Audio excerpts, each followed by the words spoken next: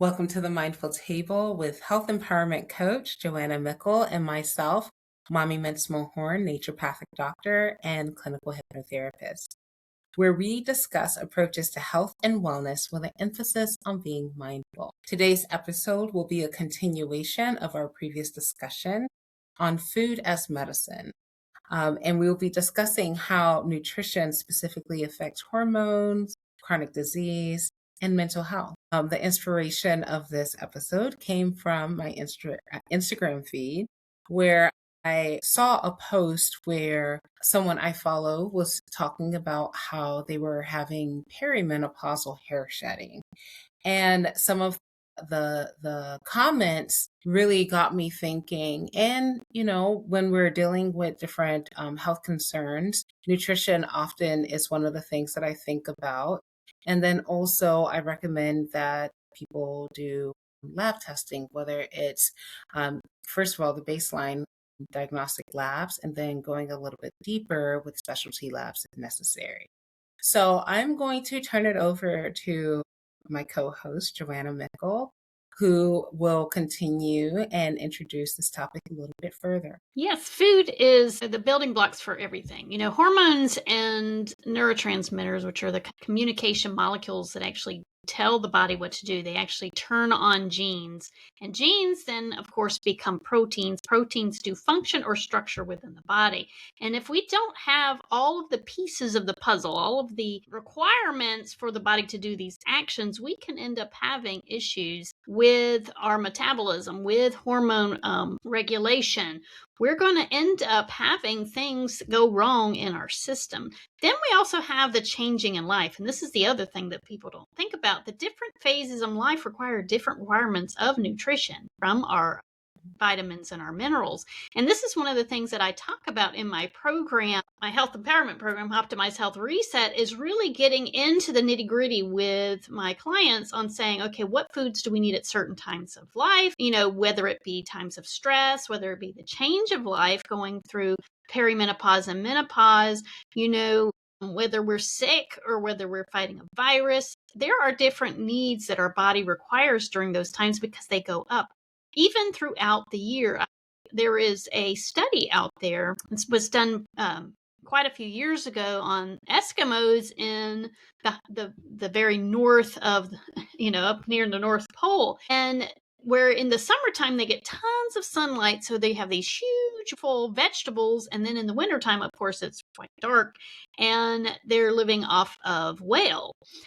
Blubber and fat and meat and things like that. And so this was, like I said, quite a while back. And they found that during the wintertime that their arteries were pretty covered in cholesterol. But there was no real heart disease because in the springtime, it would be gone. And they'd be like, this is strange. What's going on here? And so they started looking at their diet. And what happens is in the wintertime, their availability of vitamin C is very low. So the body actually utilizes cholesterol to kind of patch the interior lining of the blood vessels that get a lot of wear and tear until vitamin C is available to resurface those vessels. And so it's really was kind of fascinating to see that their body was able to regenerate. They used to think, oh, it's plaques, it's going to lead to cardiovascular disease, but it was just the body compensating for a low vitamin C during that time.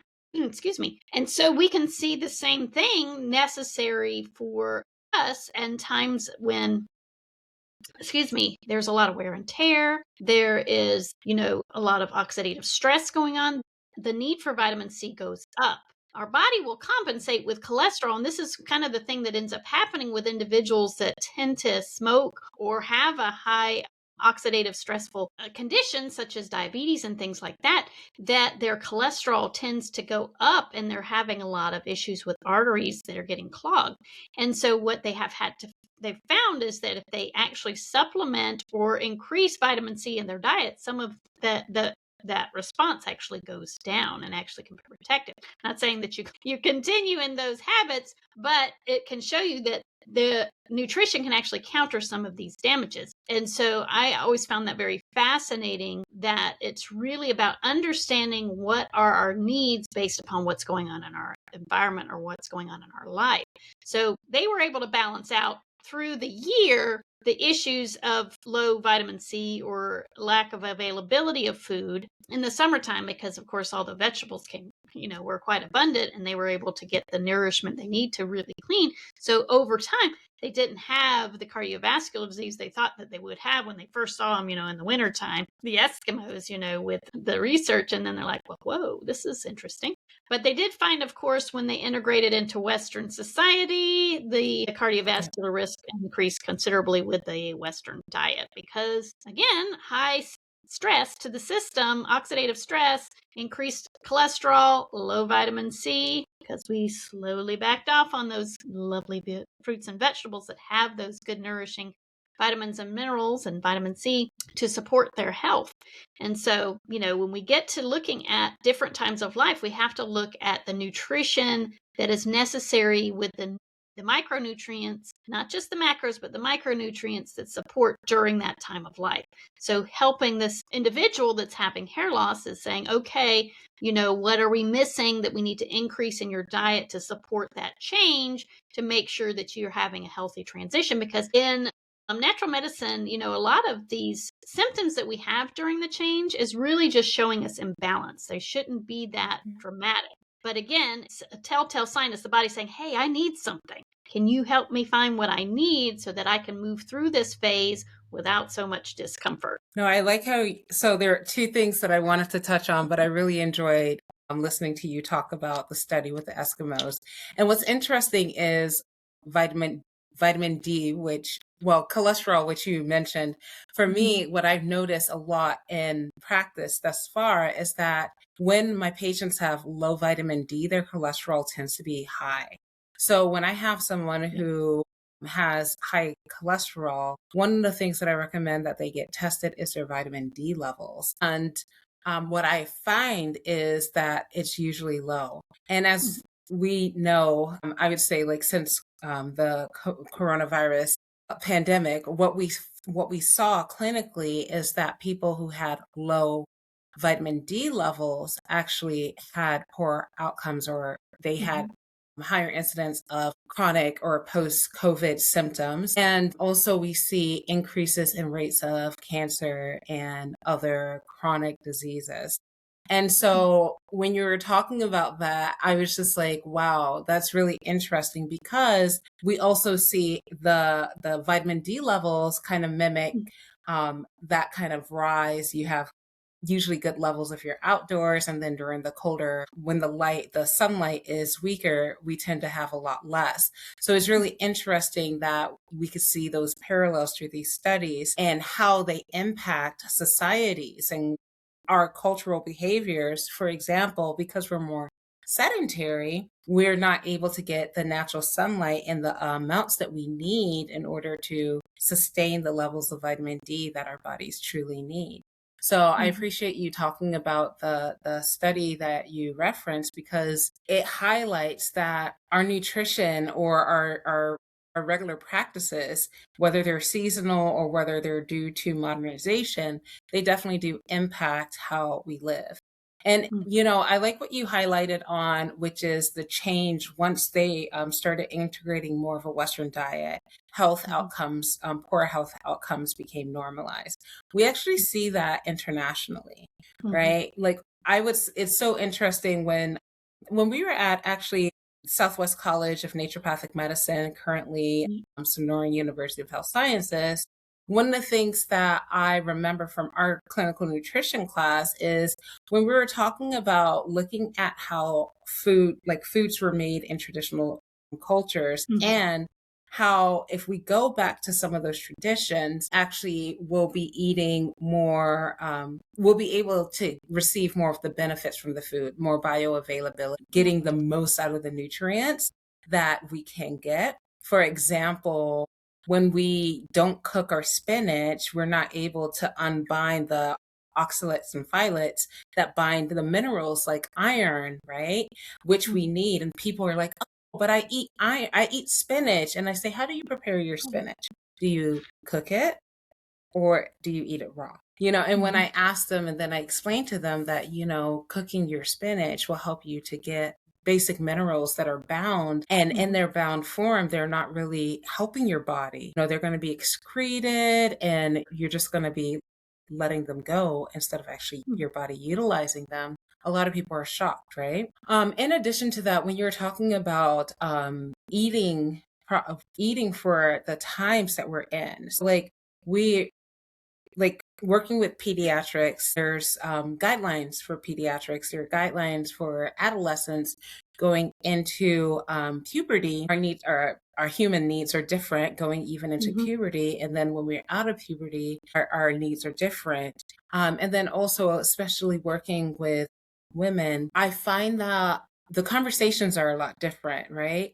So there's a lot of desire. Like, I know for me, I share that there at one point I was vegan, and the reason I went that route. But when I study, especially East Asian medicines, the push towards making sure that I'm eating my meats and getting my basic nutrients is important because women, especially if you have your menstrual cycle, having the menstrual cycle increases our need for iron. And there are different ways that we're able to get iron. There's heme iron, and then there's vegetable-based non-heme iron.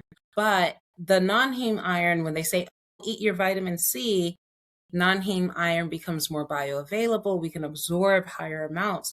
But heme iron is probably the most bioavailable to us. And it provides what we need, which is not just the iron, but the hemoglobin, right? Hemoglobin, which is utilized in our blood cells in addition to the iron. And so having those discussions and really understanding the difference between different sources of iron and why, and there's studies that show when you have heme iron with non-heme iron, you actually absorb more iron than if you were to just have the non-heme iron and vitamin C. So, it's really interesting because a lot of people don't know that these are our basic needs at different times of our life are important. And like you said, there are often things that we are missing that can easily be added to our diet that can maybe help minimize some of the symptoms, like going into menopause, like the night sweats and some of the more severe temperature changes, like the hot flashes and things like that. And I've noticed this when I work with patients as well. Actually, in my Chinese medicine studies, one of my professors, she gave me a little hack that she uses. And I found that adding things to our water, like things that are just fruits, like goji berries and things like that, they actually help our bodies to maintain the fluids, right? Because a lot of us, I would argue, are dehydrated and we don't even realize that we're dehydrated. And hydration is so important. And how we hydrate is so important. It's not just, oh, let me drink some water, right? Because if we just drink water, we're not really matching the balance of the osmolarity. So what is actually in our blood, right? So I think about that. And I actually work a lot with patients when I'm working one-on-one in our visits on the basics as well as going a little deeper. So like the basics, like how are we hydrating? What does that look like? Why was lemonade a thing? Why did we make lemonade? And because of my understanding from Chinese medicine, looking at the flavors and how the flavors actually act on our body, receptors act on our body so that we can absorb fluids for our fluid metabolism. Sweet generates fluid, sour holds it in, right? Tightens, astringes, it keeps it in by tightening the tissues. So when we're drinking things like lemonade, I always add light on the sweetener. I'm like, maybe maple syrup or a little bit of honey. I'm like, no more than a teaspoon with your lemons and your water. That actually can help you maintain and retain more fluids. And that improves your urination, your hydration, your skin suppleness, all of those things that, especially as we're aging, we have to be more considerate about, because our body's ability to move, process, metabolize fluids is equally as important as our body's ability to metabolize food. It's true. Yeah, I think a lot of people, when I talk about weight loss, a lot of times because that tends to be what brings people in a lot of times is weight loss, or they're having some health concerns. And it really I start all of my clients on hydration first. That is the first week of the program, is let's talk about hydration. Because you cannot metabolize effectively without adequate water. Water is the knife. I call it the knife of the of energy production, especially in breaking down of fats and glycogen. The water is what goes into those molecules and breaks them apart into 2 carbon molecules known as acetylcholine, which is acetyl-CoA, choline is the neurotransmitter. Acetyl-CoA is your energy molecule that goes through the Krebs cycle and all that fun stuff. And it's water that goes in there and breaks them up into these acetyl-CoAs that can be used for energy. And so if you don't have adequate water, the body cannot break down fats effectively enough to where you can use it for energy. And so when we're not hydrated, a lot of times we're tired because we can't do the production of energy effectively.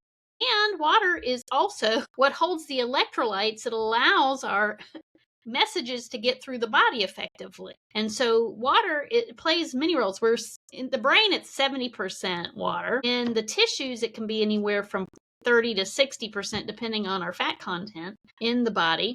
And so we need a lot of water. You know that just 1% water loss in our body can cause cognitive dysfunction. 2 can go into serious cognitive function. Between 6 and 10% water loss can actually be detrimental to fatal. 10% definitely is fatal. So it's not a lot of water loss that can lead us to having dysfunction in the body. Just 1% starts causing dysfunction. So most of us are probably in that 1% of dehydration that's causing us to wonder, why can't I think, when I'm talking a lot, we lose a lot of water in our breath. We don't realize that breath can get rid of a lot of stuff. So when you're talking a lot and you're going about your day, you'll end up finding that you're forgetting words, you're forgetting people's names, and you're like, what's going on? Whenever that happens, I'm like, okay, excuse me, I'm going to take a sip of water. Yeah. So that I can function appropriately. So yeah, that's the first thing that I usually talk to people about is, what are you drinking? How are you hydrating? And how can we get it? Because if you're drinking a lot of sodas, you're drinking a lot of coffees, teas that are caffeinated,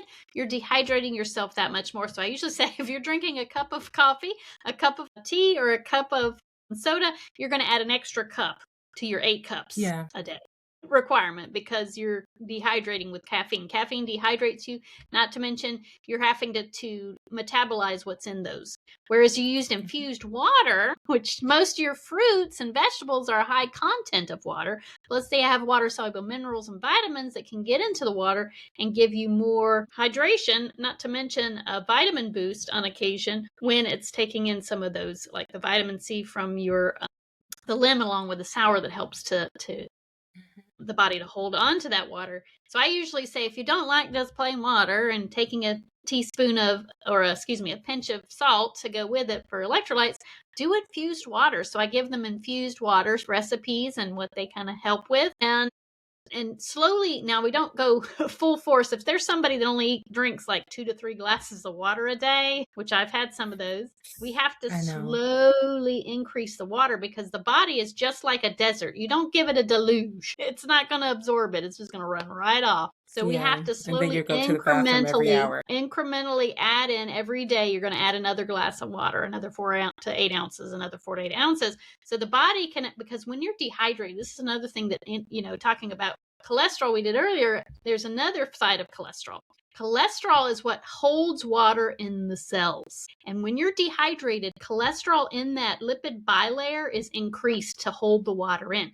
And think about a stagnant lake, because you were talking about the movement of water. Well, the movement of water helps to get rid of waste. Well, when we don't have enough water to do it, the cell has to have water to do stuff. So it's going to hold in what it can. But unfortunately, it's also holding in the impurities and stuff. So those cells are getting icky, like a stagnant lake or a stagnant whatever pool that doesn't get to move in and out. And so the body has to recognize, oh, we're getting enough water now. I can start removing some of my cholesterol plugs. So dehydration can also lead to elevated cholesterol in the body, because it's trying to keep water in compartments that needs it, and it's not getting that free flow that gets rid of the toxins and all that clearing out and allowing you to sweat appropriately. And that could be another thing, that people aren't sweating because they don't have the the The fluids too, fluids. which is another way to get rid of toxins and help to regulate body temperature. So water does so much stuff. So hydration is definitely one of the ways that we can really reduce a lot of issues of inflammation, chronic pain, because that's another thing for headaches and chronic pain is dehydration. Helping with metabolism, weight loss, all these things, also helping with hormones, because again, when the body's dehydrated, it's stressed. It's going to cause stress issues. When stress is Yes. elevated, hormones get out of balance. So it compounds us. There's a book called The Body's Many Cries for Water. Dr. Batman Geldig, I don't know how to pronounce his name. He went by Dr. Batman in the United States. He was an Iranian doctor that did extensive research on dehydration. He pretty much attributed all chronic illness to dehydration. Of course, I'm not going to go to that extreme, Yeah. but there is going to always be an element of dehydration in a lot of illness because we have so many other choices and fluids, and we think that that's hydration, and it's not. It's water. Water with electrolytes or being infused with some good fruits or vegetables can be the best way to hydrate. So yes, hydration is the first place I usually start.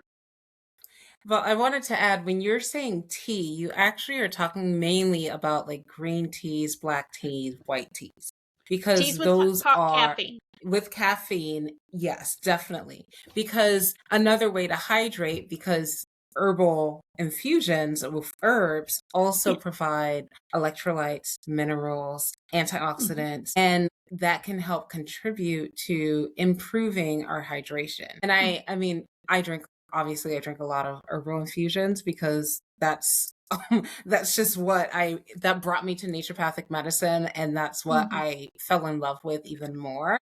And I noticed that depending on the type of what I'm drinking, I actually can tell when my hydration is improved Mhm. with an herbal infusion. So this is one of the reasons I'm like, working with herbalists, because just going and getting tea, any kind of tea, is not necessarily beneficial for your constitution.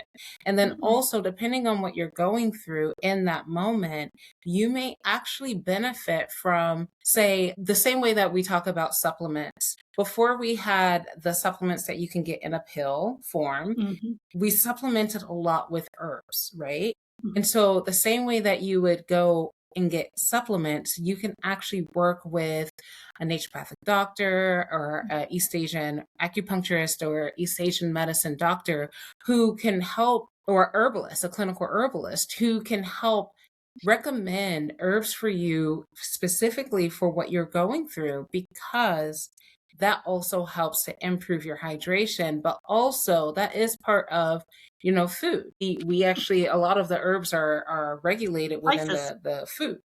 This is part of our normal day-to-day diet, and it can be a Mhm. part of our diet and what we're consuming. And that also can help support our hormones and decrease the oxidative stress that we know contributes to chronic disease, and Mhm. also provide proteins, minerals, right? That we need, that are cofactors. Because when we're talking about utilizing water, that hydrolysis to break down the carbons in fat metabolism, we also have cofactors. And those cofactors are essential for our enzymatic reactions in our body, right? And I also was thinking, like, so again, moving to Korea, I do eat a lot of foods that I would not normally eat. And it's interesting because a lot of the research and some of the clinical nutrition courses that I was a part of, we would talk about the Asian diet and why it's such a blue zone diet, right? Eating why tofu is, it should be non-GMO or organic tofu if you're going to eat tofu. But like, why eat and adding things like tofu, why seaweed, why Mhm. all of these different styles of food like misos. And here in Korea, there's a lot of, it's soybean paste, right? And it's added to a lot of the soups that are eaten. But why are these foods added and the benefits that they provide? And there's aspects of, for example, tofu being a phytonutrient, right? Mhm. And specifically having phytoestrogenic properties that help to modulate the hormones. And especially when we may have estrogen dominance that contributes to some women's health conditions and also may contribute to even reproductive cancers, ingesting, having access to more of the phytoestrogens actually helps to modulate the receptors and how our body responds to the amount of estrogen that we have. And even if there's estrogen dominance, the effects may not be the same because of the ability of the phytoestrogens to be able to modulate. So modulate being able to go up and down to regulate, essentially create regulatory changes similar to what we talked about with adaptogens in previous episodes. So with the properties found in foods like tofu and many herbs, there are quite a few herbs that are also phytoestrogenic, but these properties actually help our bodies to actually tolerate menopause, reproductive health issues better. And then also, you know, I run into a lot of people because I still work with people in the US. And one of the things that, you know, I ask, do you eat seafood? A lot of people don't eat seafood regularly, right? Fish is not a regular part of people's diets. So I ask, are you open to seaweed? Because iodine, which is essential for our thyroid, can be found in seaweed and a lot of the seafoods. But what we see, and I remember when I was in school, everybody has a thyroid condition was something that was shared. And so I start asking, why do we have so many thyroid conditions in the US? Why are we having like a thyroid hypothyroidism, which is what most people tend to have in the US, can result in thin, brittle hair. It can result in gaining weight. It can result in feeling cold, not being able to thermoregulate. So our temperature is not regulating as it should. And so when I look at some of the reasons of why, like where do we get the cofactors from? There are, of course, you can get it from your diet if you're eating some of the foods. Some of the cofactors for thyroid include selenium, which a lot of people get from Brazil nuts, but not everyone eats Brazil nuts, right, on a regular basis. And so how are we getting the foods if we are not consuming what is essential, what provides these essential nutrients, minerals, and cofactors? And so when I work with my patients and I'm looking at their lab specifically and looking at their symptoms, I go back to some of these basics as the first line of defense, unless, you know, there is a need for higher intervention. But adding some of these foods that are available but are often not a part of the standard American diet back into the diet and encouraging the increase in consumption so that there is a better balance in the health, right? Because some of the conditions that we're seeing, they're not as common in other parts of the world. And then the question is why? Why is it that they're not as common? And it goes back to nutrition and what we're eating. Yeah, I'm going to tap to agree with you. I mean, most people don't get into the foods that really hold those micronutrients, especially for the change and with thyroid function, because iodine has been an issue for years, right? You know, back in the day, especially people away from the seafronts, you know, that's why they put iodine in salt, because goiters were such a big thing. The thyroid tends to increase in size looking for iodine, right? Trying to be able to produce. And it's like, if I get bigger, maybe I'll be able to work. And it's not. It's got to have the nutrients that it needs to produce. Another thing that I've seen when I've worked with individuals is the low consumption, like you were talking about Brazil nuts with selenium, is the low consumption of seeds and nuts. You know, there's so much nutrients. I never, you know, even myself, I was going through and looking in my books that I have on food as medicine. You know, I have a couple here. Food remedies and foods that harm and foods that heal. And then I have my other one that's my PDF on for foods for healing. There's so many out there. And I go through them and kind of glean what the foods are for. But I was looking at squash seeds. You know, we always think about pumpkin seeds, right? Because pumpkin seeds, which are really great for magnesium, but it can be for all squash seeds can be eaten. And they're very good for helping with getting rid of parasites too, which, you know, we don't realize sometimes that we may have parasites if we've been out working in the gardens or, you know, around pets or animals. they're in our environment, and it's not necessarily that they're always a bad thing if they overgrow. Just like the microbiome, it could be a problem because there's actually research that some individuals have actually used parasites to reverse irritable bowel syndromes, inflammatory bowel syndromes such as Crohn's, and so forth.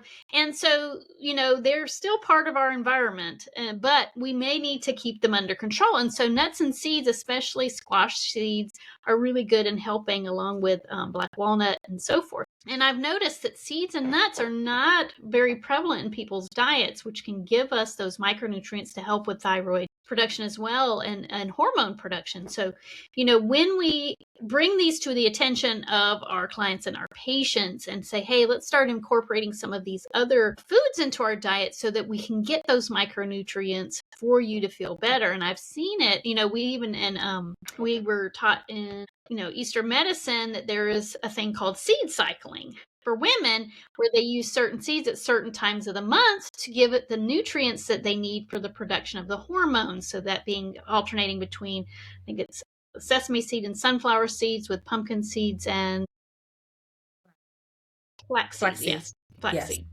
And so being able to alternate between those so that the cycles have what they need for production and helping. And again, the one that you were talking about being in Korea and the different foods that you eat, that's the one thing about Eastern medicine and even Eastern culture is the understanding, I think, a bit more about food as medicine, I think is more prevalent. I know it's very much in our Chinese medicine that they're always talking about foods. We get taught about the different types of foods, how to use them. We get it in natural medicine too, but it's in a different context per se, I think, sometimes, than rather being part of the lifestyle. I think it really needs to be part of our lifestyle. Like I said, in the last over a century, like I've dealt with individuals that say, oh, food doesn't matter for our health. Somewhere along the last century, that was like thrown in there. I have a book from 1905 that says differently. Sometime between that 1905 and, about the 1930s, it switched over, and that knowledge was taken away from people, and that next generation got told, oh, food doesn't matter, blah, blah, blah. And I've had to fight that. I'm like, food is like the main source of your nutrients for the body's health and wellness. Yes, food plays a big role in your health. Now it's switching back here in the West to say, oh, my food does play a big role in my health. I mean, they're redoing the food pyramid, thankfully, because that food pyramid was way off. Too much lobbying that got involved in that.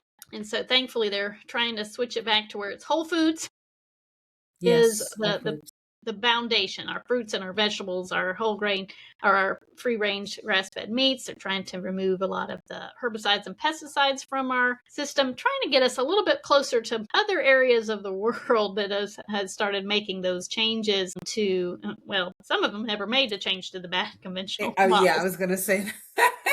That we have here in the US of A. So I'm glad to see we're getting some better changes so that we can, because a lot of people don't realize there are some that do realize, but some that don't, is these herbicides and pesticides are taking away from the micronutrient availability in our fruits and vegetables so that we don't have, or it's causing them to be bound, or it's keeping us from being able to absorb them effectively. So we're eating a lot of our macros. We're getting macros in, but we're not getting micros in. And that's making us malnourished. We may be overnourished in one aspect and undernourished in others. And so it's leading us to a lot of our chronic illnesses. That the hypothyroidism has gone up,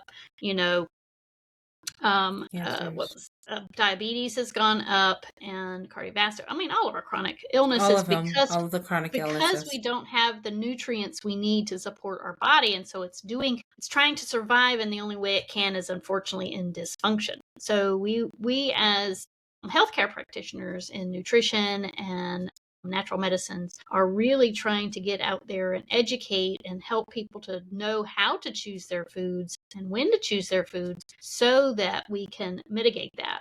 I know you had mentioned, so I'm going to kind of move us into, because we've been on those, metabolic ones, but even in the function, which it is a metabolic function, is what goes on with mental health, with nutrition. That's, I know, a passion of yours, and I've seen it as a passion of mine.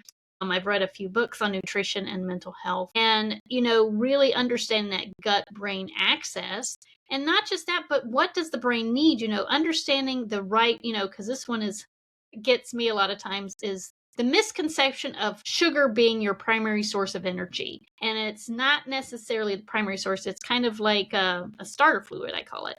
And when we overconsume, what happens in the brain with overconsumption of sugar, leading to mental health conditions and different things like that as well, because it's a very excitatory molecule. When I was doing some research, you'd actually brought something to my attention, and I had to go dive a bit deeper to figure out what is it that the brain uses sugar for and what is the balance, right? Because the brain likes ketones for energy.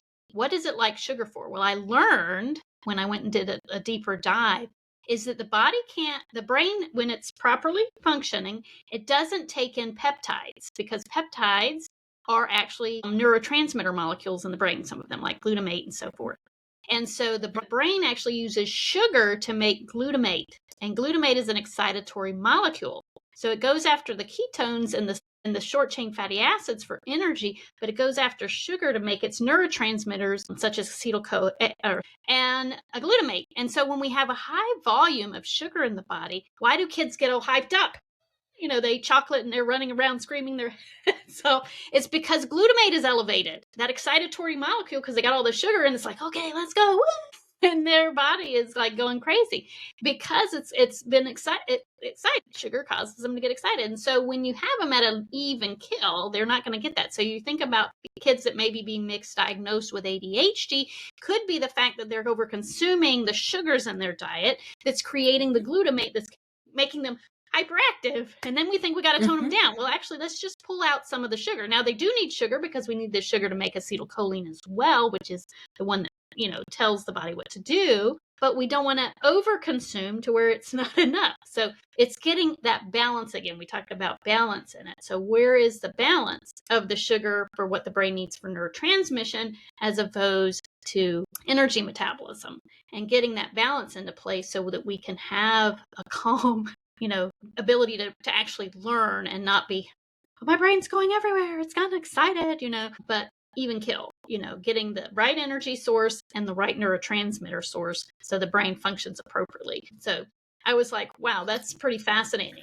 When I learned that, I was like, thank you for making me dive a little bit deeper into my understanding on sugar and the brain function, because I used to get upset, the way they were saying, the brain needs sugar for energy. I'm like, no, it doesn't, but it needs it for neurotransmission. And so, when we understand what our molecules are used for in the body, then we can actually say, okay, this is how much you need, this is why you need it, and this is how we balance it so that we have, better health and better, cognition. Yes. No, thank you for giving me the kudos for that.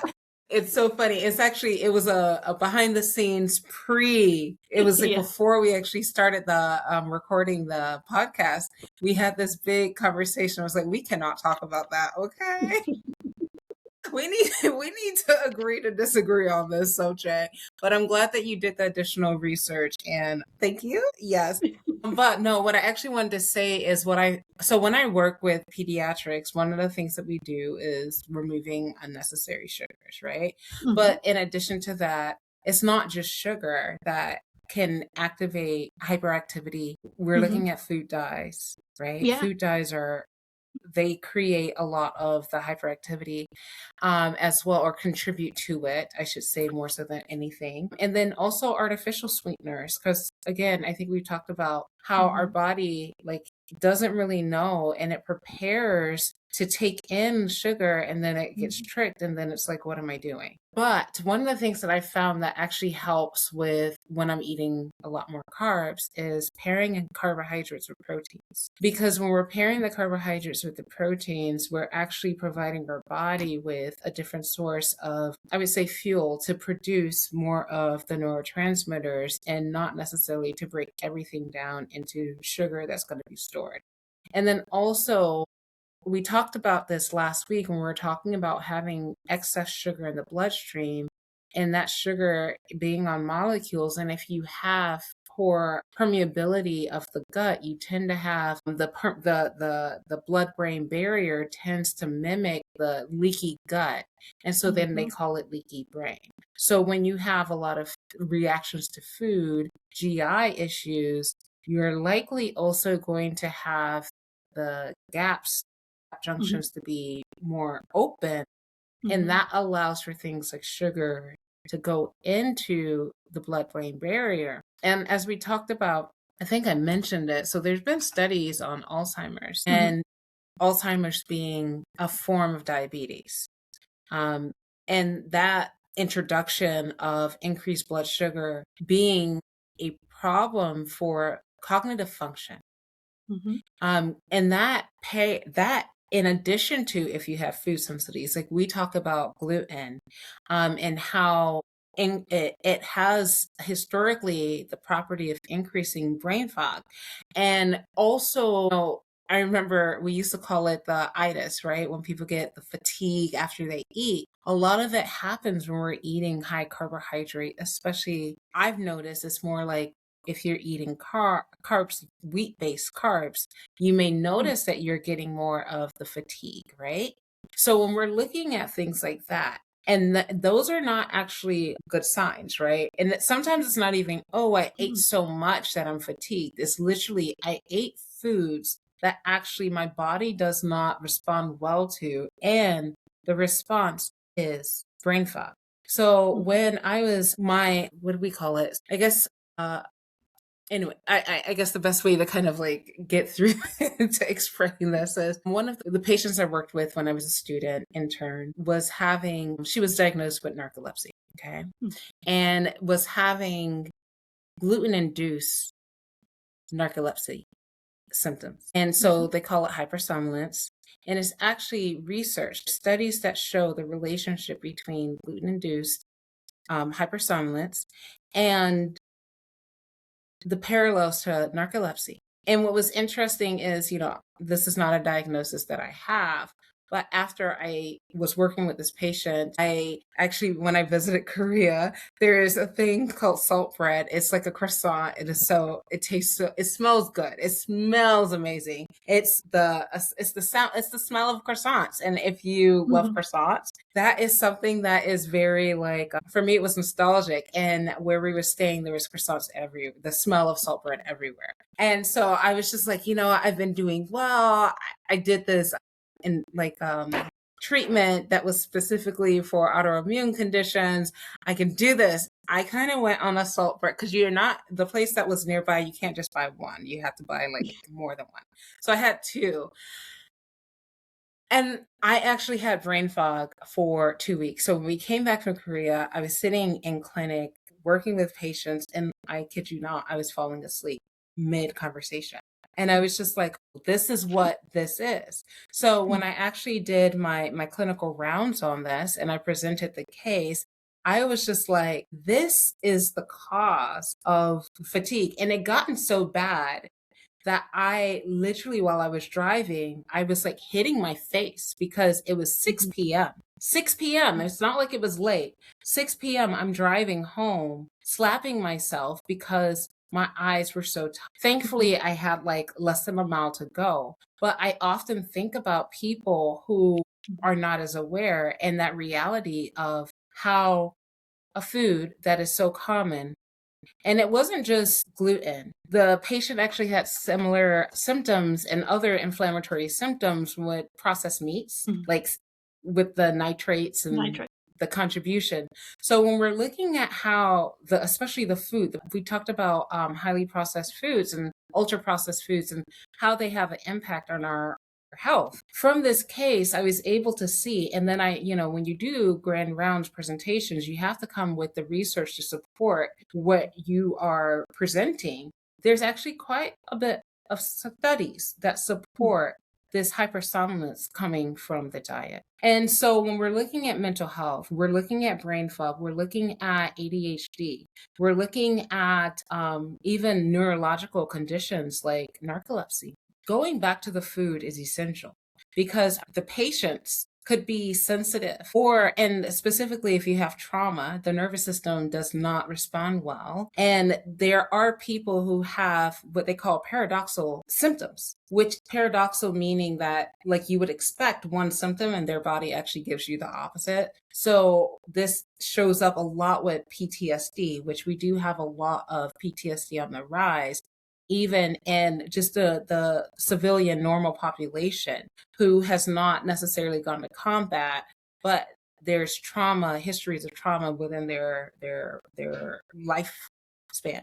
And so when we're looking at that as well, there are relationships between having these paradoxical conditions or symptoms, trauma, and then food sensitivities. And so as a clinician, that is where I do work a lot. I mean, dive deep into the nutrition and in my intake, because from my early experience, I see the relationships with how it affects mental health, how it affects chronic disease, and also how these effects also can mimic symptoms that are due to, now we're talking back about stress and trauma. Because, one of the things that when I was doing some look into stress and its effect on the body, and, I was learning, I'm kind of geeky about the microbiome. I've done quite a few papers in school on the microbiome and how it plays, helps with mental health and also can affect it. But understanding how stress also affects the microbiome. So we know that the neurotransmitters of the brain are just as much available in the gut. Well, actually, the microbiome in our gut actually makes our neurotransmitters too. So they talk to our brain. How exciting is that? So a lot of times our cravings are coming from the gut microbiome, sending some little messages to the brain like, I'd like some blah, blah, blah.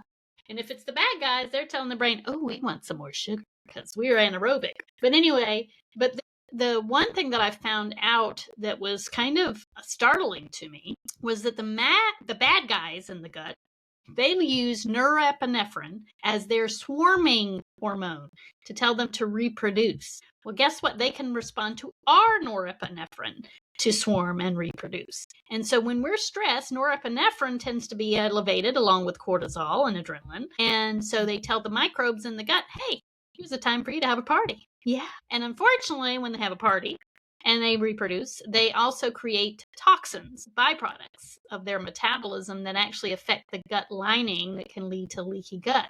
Talking about times of life when we need support is, and this is what I talk to my patients about, is during times of stress, because we need to make sure that gut microbiome doesn't go haywire, because when it goes haywire during stress, you can lead you to leaky gut, which then opens up the gut lining and the blood-brain barrier, leading to depressions, anxiety, and the list goes on. So usually I recommend during times of stress, it's time to take a probiotic if you're not on one, because we want to counter the bad guys with some good guys. And then making sure that we're eating healthy, reducing inflammation in the gut, especially during those times, because of course we want to make sure the gut stays pretty tight. Bone broth is going to be very helpful. Bone broth soups, because we want to get that collagen, we want to get the minerals, we want to keep that gut having something to keep it, nice and tight and lined appropriately. So that way we can keep those barriers tight, because if we allow our barriers to break down, we're allowing ourselves to be, infiltrated and leading us to having some chronic, not just chronic, physical stuff, but also mental health stuff. There's a book called Gut and Psychology Syndromes by Dr. Campbell McBride, where she talks about working with patients that have schizophrenia, ADHD, autism, dyslexia, depression, manic depression, all these syndromes, psychological syndromes that she has associated to the gut. And so she has a protocol where she rebuilds the gut from the microbiome to the lining. She tends to go more ketogenic in her diet because she's trying to get the brain really using ketones, trying to keep the excitation down in the brain while she's rebuilding the gut and helping to get those neurotransmitters, you could say, back in balance between the gut and the brain. Because that's the thing is we have to be aware those neurotransmitters have to be in balance in the gut and in the brain to have proper function, because that gut-brain axis is so closely intertwined. So if your gut neurotransmitters are off, it's going to lead to the brain being off, being serotonin, norepinephrine, dopamine, and the list goes on. You were talking about earlier about, Alzheimer's disease, right? Being type 3 diabetes from elevated blood sugar. And of course, Parkinson's also plays a role there, seeing a connection of leaky gut and Parkinson's disease. So it's traveling up from the gut and lodging in the brain, the plaques that they're seeing in Parkinson's. So, both of those are very much highly gut related. What causes the amyloid plaques in Alzheimer's is actually the elevated sugar actually getting into the cells and attaching to the proteins, and now the proteins are dysfunctional and they collect in the brain. And so that's kind of where the amyloid plaques are coming from, is from the elevated sugar and the reactions there. And then with Parkinson's, it's the leaky gut that's leading to these molecules being able to get access to the brain. So there's so much of that connection. So being aware of these connections, and it's like, okay, so how can we mitigate with our food sources, right? Regulating our sugar, making sure we got molecules in, our good micronutrients that are anti-inflammatory, that helps with functioning in the brain, functioning in the body, remapping. I think it's glutathione is one of the good ones that really help with gut lining, making sure that we have that, or glutamine, excuse me. Glutamine. Glutathione is the one that helps. It's the antioxidant. Yes, it's the antioxidant. Glutamine. So, getting those in our diets, with healthy foods, whole foods, is just imperative. I've seen in my niece, helping her get her back a good microbiome to reduce some of the ADHD when she was smaller, when she was on a high-powered antibiotic due to an infection. It really messed up. She used to love her trees, her broccoli, and her salads and her vegetables. Unfortunately, she ended up with an infection, had to have high-powered antibiotics, and then it was chocolate cake. That was what she wanted. Yeah. And the trees were nasty.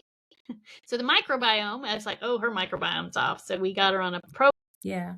She was back to when she would have her vegetables and meat. She went, oh, this is the best dinner ever. And then if she fell off keeping that and a probiotic going, she'd be like, ew, trees. I want my chocolate donuts. So you could see the talking of the gut, And so, that's one thing that we can pay attention to ourselves, is what are we craving, and say, ooh, maybe I need a probiotic, or maybe I need to be aware of what I've allowed in my diet that's allowing the gut to get off, or I'm been stressed, etc.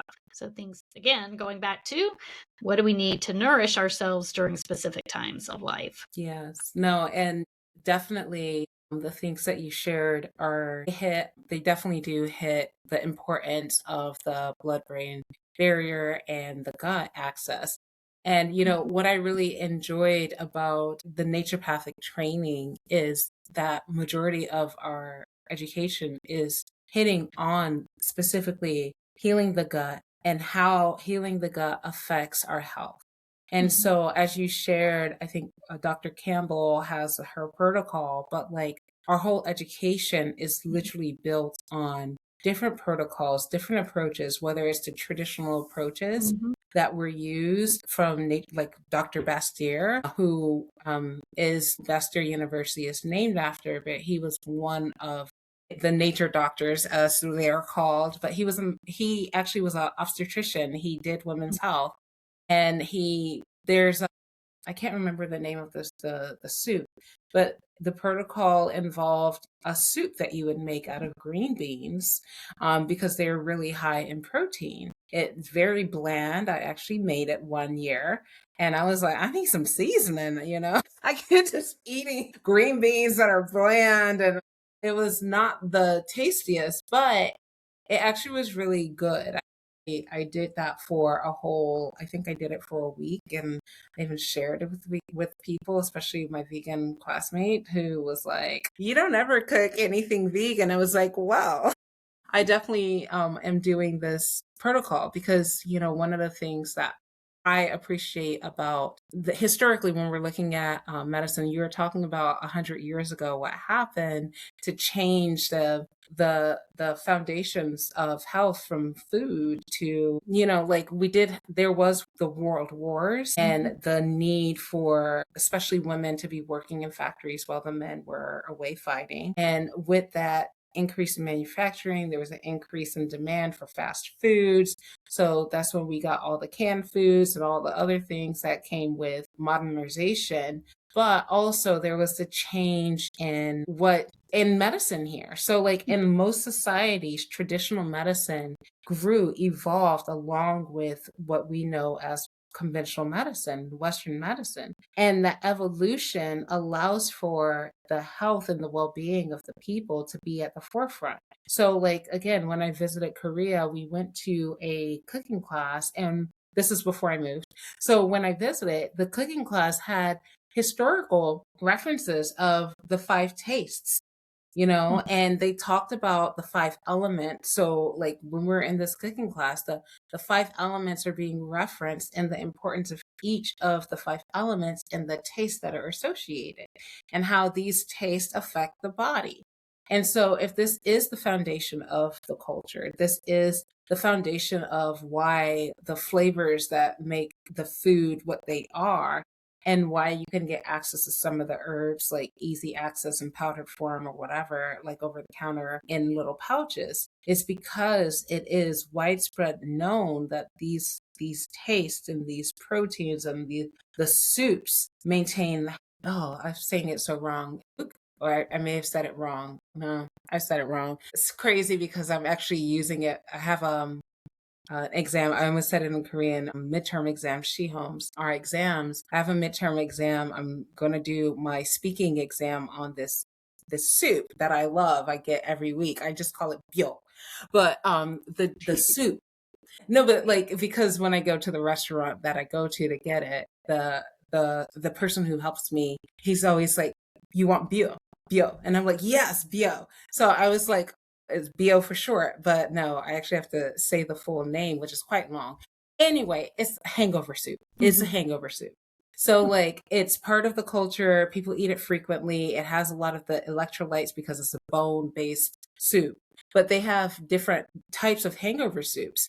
But it's rich in electrolytes. It's also pretty spicy. So, depending on what's going on, it helps getting your body moving and it also helps the hydration.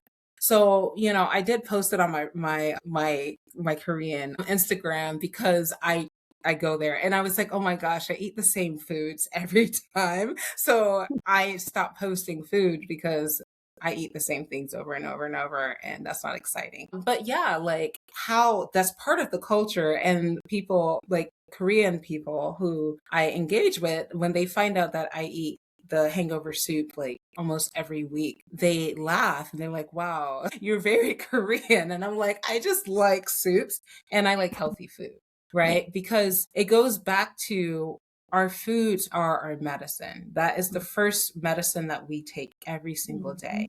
And like you said, our brain, our gut, everything, inflammation, our well being, our nourishment is associated to what we're eating. So if we're feeding, and we're feeding not just our cells, we're feeding those bacteria.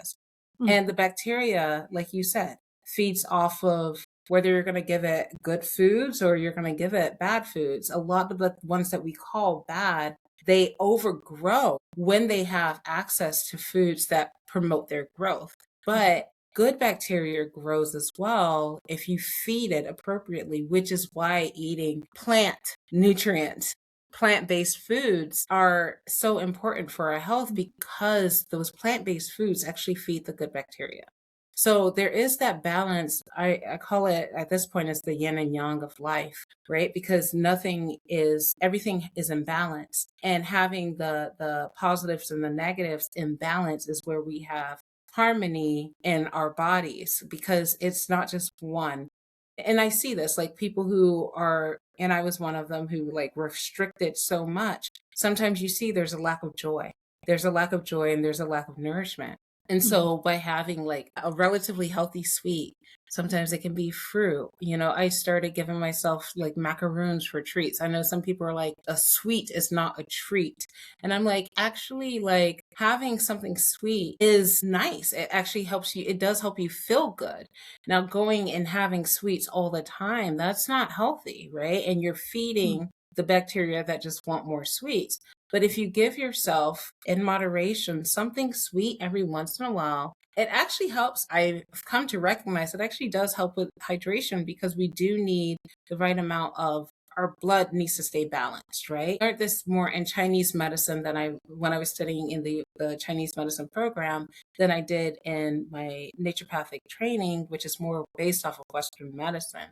Like when they're looking at in Western medicine, when we're looking at blood labs, blood work, we're looking at iron deficiency, we're looking at B12. You can see if there's B6. It's not complete if it's B6 per se, but there's certain things. And you could also look at vitamin C. B6 and vitamin C tend to go hand in hand. B12 and folate tend to be like you have to do extra testing to figure out which one it is. Iron, we kind of know. And then whether it's just iron, whether heme iron, if you need hemoglobin, that kind of thing, you can look at the blood test and you'll be able to kind of assess. Now, when we're looking at East Asian medicine, we're looking at blood deficiency. Blood deficiency does not equal anemia. Blood deficiency can be the composition and the makeup of the blood that is not completely in harmony or in balance. And so having that understanding that one medicine is looking at very specifics. Do you have A, B, C, D, E, F, G? Where the other one is like, hey, we're going to be looking at the whole of this thing, the blood. And if the blood is deficient in any way, whether it's anemia or it could be a micronutrients, it could be a cofactor, and you have enough of that cofactor that is missing, then you actually have signs of blood deficiency, which can be the insomnia. It can be like the cold extremities, fingers and toes. It can be heart palpitations, depending on how severe your blood deficiency is and which organ systems are the most affected. But we're thinning of the hair, whatever it is, it may not be because of an anemia that we see on the Western side, right? But that's where like it goes back to our herbs being a big part of our well-being, because I found that just utilizing more of the traditional herbal formulas, incorporating them in with my Western formulas and other modalities, I'm actually able to address some of the things that were harder to like, harder to treat just using one modality or one medicine framework. So for me, the blend from a traditional medicine perspective, even the blend of the East and the West, if we're looking at it from whether you're using conventional medicine, having a traditional medicine to pair gives us a world view of our food and our herbs that help supplement what we often miss. Yeah. But I know that we've come to the time that we want to share with you. I feel like food as medicine is a topic that will go on. It will come and go throughout because it's such a big part of life. But I do think that that we may be switching up the topic for next time. And I do want to say that this is our 12th episode, which is I want to thank everyone who's been supporting us thus far. 12 episodes. That's momentous for us since we started this Mhm. in, I would say, what, mid to, yeah, near mid 2025. And here we are. We met our initial goal, which was we said that we'd be able to make 12 episodes, and we're going to continue to make episodes. And we're even going to have a guest at the end of, we're going to be recording it at the end of of January. So that was likely our next episode, where we're going to be talking about, I'm just going to just go into what we're going to be talking about. We're actually going to be talking about adrenal fatigue, right? And we're going to be looking at an Eastern, like East Asian medicine, traditional Chinese medicine doctor, and the naturopathic approaches to adrenal fatigue. So that is actually going to be our next episode. It's so Yeah. exciting. Yes, our first Yes. guest, Dr. Doris Johnson, will be joining us, and will be giving the Eastern. She's a traditional Chinese medicine, a classical Chinese medicine practitioner. And she'll be joining us to speak about adrenal fatigue and how she approaches with her patients addressing this illness you might cause disease. They actually have gone away from calling it adrenal fatigue. They only have two in Western medicine now, that being either Cushing's or Addison's, on the two sides of the spectrum, but it's still recognized in natural medicine and Chinese medicine, though in Chinese medicine it's giving a different name. But we're going to talk about it on the different ways that we can approach it, both Eastern and Western natural medicine approach. So I'm excited about having our guest and getting to talk to her and sharing, how we each approach adrenal fatigue. Yes, I'm definitely excited. I'm glad that I looked at the date. I was like, oh, that's actually like right around the corner. So I'm looking forward. We have achieved one of our goals, which is 12 episodes. And for our 13th episode, we will have a guest. So I hope you will tune in. And if you like our content, please follow us, share our podcast with your friends, help us to grow. Our goal is to have over 1,000 listeners this year. And if we can achieve that goal, then we're able to actually get sponsors and maybe grow the podcast in a different way so that we can sustain this project that is a love project that Joanna and I are doing together. If you are looking for support, definitely reach out to Joanna or myself because we would love to support you. Of course, we work with your medical team that you have, and we just work to help support you and to provide that extra layer of support that we both love and share with our patients and clients. So thank you so much for tuning in. Have a wonderful rest of your day or evening.